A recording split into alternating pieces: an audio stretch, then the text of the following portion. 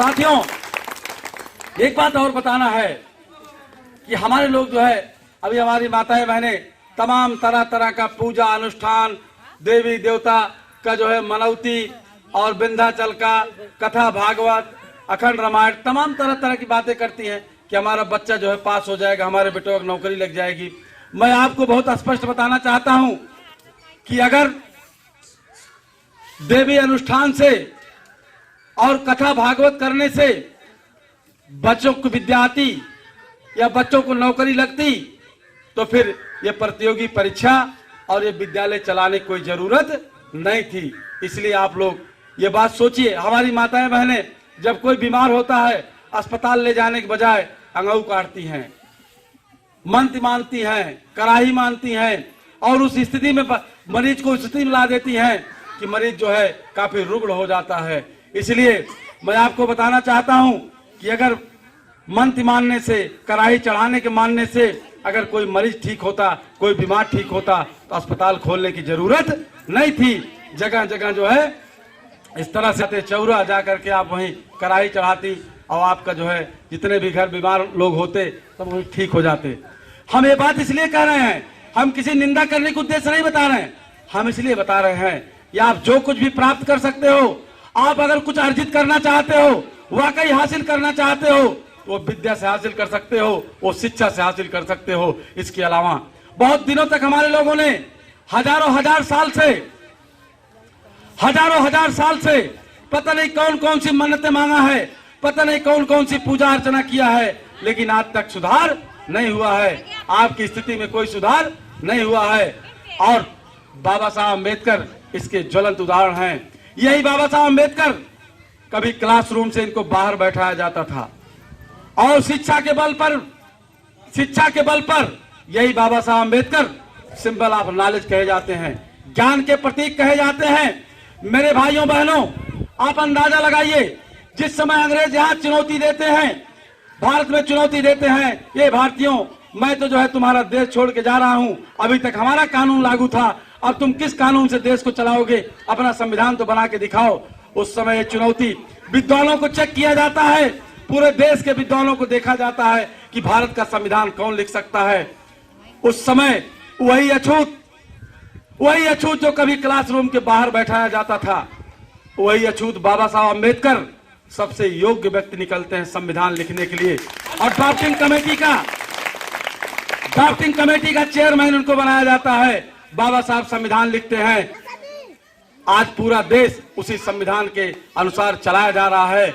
मोदी योगी कितने भी ताकतवर हो जाएं, उसी संविधान के आगे, उन्हीं बाबा साहब के आगे नमन करते हैं, नतमस्तक करते हैं। ये ताकत कहां से आई? आप सोचिए, इस पर विचार करिए, ये ताकत कहां से आई? यह ताकत सिर्फ शिक्षा से आई। किसी किताब में बाबा साहब ने नहीं लिखा है या किसी व्यक्ति ने बाबा साहब नहीं लिखा है कि बाबा साहब को यह डिग्री फला देवता की कृपा से मिल गई, या बाबा साहब को यह डिग्री फला मजार पे जो है चादर चढ़ाने से मिल गई, या बाबा साहब को यह डिग्री चर्च में जाने से मिल गई। कहीं भी किसी ने नहीं लिखा है। और बाबा साहब खुद अपने जीवन के महत्वपूर्ण पहलुओं को लगभग किताबों में लिखा है, लेकिन बाबा साहब ने कहीं ये नहीं लिखा है कि चर्च पादरी या पंडा पुजारी या मौलवी के कृपा से हमको ये जो है ड्राफ्टिंग कमेटी का मैं चेयरमैन बना। हमेशा आप ये बात समझना होगा कि अगर ये एक अछूत, जिसको अछूत माना जाता था, वो भारत के संविधान लिखते हैं, तो संविधान लिखने की जो ताकत आती है वो सिर्फ शिक्षा के कारण आती है। हमारा सिर्फ इतना बताने का मतलब है कि अब तक आप लोग जो कुछ भी किए वो चीजें छोड़ दीजिए, वहां पैसा बर्बाद करना बंद कर दीजिए। भाग्य के भरोसे आपका कल्याण होने वाला नहीं है। अगर आप वाकई बच्चों का भविष्य बनाना चाहते हो, समाज का भविष्य बनाना चाहते हो, समाज को सामाजिक आर्थिक रूप से आत्मनिर्भर बनाना चाहते हो, तो बच्चों को पढ़ाई की तरफ प्रेरित करिए। और हम भाई अपने साथी अमृतलाल निषाद हमारे यहाँ बैठे हैं। पहला जिले की आज जो 17 कोचिंग चल रही हैं, कोरोना कारण इस समय बंद है, लेकिन 17 कोचिंग जिले में स्थापित हो चुके हैं, निःशुल्क मोस्ट कोचिंग सेंटर। उसमें पहली कोचिंग अमृतलाल निषाद द्वारा यहाँ शुरू की गई थी और वो पहली शुरुआत इनकी थी 17 तक पहुंची है। हम चाहते हैं सुल्तानपुर में जितने गांव मोहल्ले हैं सभी गांव मोहल्लों में इस तरह की कोचिंगें खुलें, इस तरह कोचिंगें खुलें जहां सहयोग की जरूरत पड़े वहां हम लोग भी सहयोग करें। अगर ये काम आप नहीं करते हैं तो जितनी पीढ़ियां अभी तक गई बर्बाद भई, आगे भी आप बर्बाद होते रहेंगे। अगर वाकई आप आबाद होना चाहते हो तो बच्चों को शिक्षा के प्रति आपको बढ़ाना होगा। अगर माताएं बहनें हमारी दामाद बढ़िया चाहती हैं तो भी, और बहू बढ़िया चाहती हैं तो भी, अगर दामाद बढ़िया चाहती हो तो अपनी बिटिया को पढ़ाओ, और अगर बहू बढ़िया चाहती हो तो अपने लड़के को पढ़ाओ। क्यों? क्योंकि अब हर कोई पूछता है कि लड़कियां कितना पढ़ी है, हर कोई, लड़कियां भी पूछती हैं कि पापा पूछ लो लड़का कितना पढ़ा है। इसलिए पढ़ाई के महत्व के आगे अब अन्य जगह आप लोग बर्बाद करना बंद कर दो, अन्य जगह पैसा बर्बाद करना, समय बर्बाद करना बंद कर दो। जो कुछ भी संभव है वो पढ़ाई संभव है।